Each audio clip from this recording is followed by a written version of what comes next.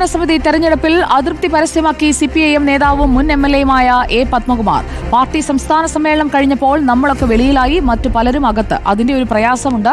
Party സംസ്ഥാന കമ്മിറ്റിയിലേക്ക് ഉൾപ്പെടെ ആളുകളെ എടുക്കുമ്പോൾ സംഘടനാ പ്രവർത്തനം നടത്തുന്നവരെ പരിഗണിക്കണം. പാർലമെന്ററി രംഗത്തെ പരിചയം മാത്രം നോക്കരുത്. താൻ പാർട്ടിയിൽ സ്ഥാനമാനങ്ങൾ പ്രതീക്ഷിക്കുന്നില്ലെന്നും പത്മകുമാർ റിപ്പോർട്ടറിനോട് പറഞ്ഞു. കുറെ പ്രയാസങ്ങളുണ്ട്. പാർട്ടിയുടെ ജില്ലാ കമ്മിറ്റി മെമ്പറാണ്. ഇന്ന് സ്റ്റേറ്റ് സമ്മേളനം കഴിഞ്ഞു. നമ്മളൊക്കെ വെളിയിലാണ്, മറ്റു പലരും അകത്താണ്. അതിന്റെ ഒരു പ്രയാസം അത്രയേ ഉള്ളൂ. ഞാനൊന്നും പ്രതീക്ഷിച്ചിട്ടില്ല. പാർട്ടി എങ്ങനെയെങ്കിലും നേരെയായിട്ട് വരണമെന്നല്ല, വേറെ ഒന്നും ആഗ്രഹിക്കുന്നില്ലല്ലോ.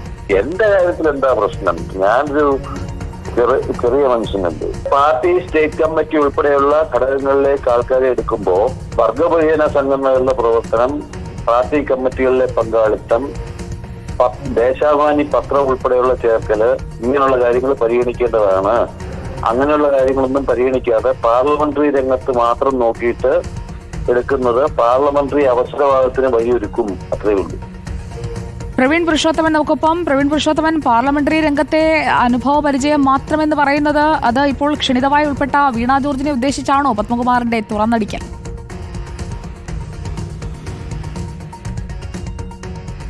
Good evening Sujaya. പത്തനംതിട്ട ജില്ലയിലെ CPM-ന്റെ പ്രധാനപ്പെട്ട നേതാക്കളിൽ ഒരാളാണ് എ പത്മകുമാർ. മുതിർന്ന നേതാവാണ് അദ്ദേഹം. മുൻ ദേവസ്വം ബോർഡ് പ്രസിഡന്റ് കൂടിയാണ്. പത്തനംതിട്ട CPM ജില്ലാ കമ്മിറ്റി അംഗമായാണ് അദ്ദേഹം പ്രവർത്തിക്കുന്നത്. ഇപ്പോൾ CPM-ന്റെ സംസ്ഥാന സമ്മേളനം ഇന്ന് അവസാനിക്കാനിരിക്കെ വളരെ നിർണായകമായിട്ടുള്ള ഒരു ഫേസ്ബുക്ക് പോസ്റ്റ് അദ്ദേഹത്തിൻ്റെ ഫേസ്ബുക്ക് പ്രൊഫൈലിൽ വന്നിരുന്നു. അതിൽ പറയുന്നത് ചതിവ്, വഞ്ചന, അവഹേളനം, 52 വർഷത്തെ ബാക്കി പത്രം, ലാൽ സലാം.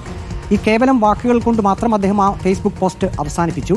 പിന്നീട് ഇപ്പോൾ നാം പ്രതികരണത്തിൽ കേട്ടതുപോലെ കടുത്ത ഒരു അതൃപ്തി അദ്ദേഹത്തിന് ഉണ്ട്. അത് പ്രധാനമായും സുജയ് ഇപ്പോൾ ചോദിച്ചതുപോലെ തന്നെ അദ്ദേഹം മുൻ ആറന്മുള MLA ആണ്. മന്ത്രി വീണ ജോർജ് പ്രതിദാനം ചെയ്യുന്ന മണ്ഡലവും ആറന്മുള തന്നെയാണ്.